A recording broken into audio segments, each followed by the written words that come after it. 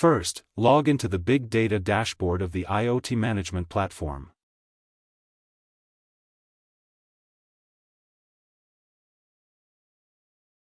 Device fault information.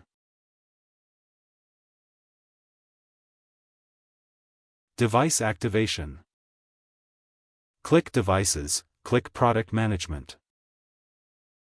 Select a product and click Details.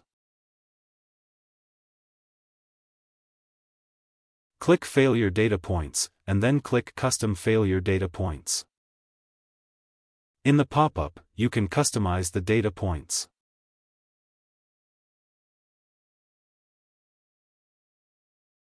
Click Device Management. Enter the device name and ID to search for the device. Machine Status Filter function.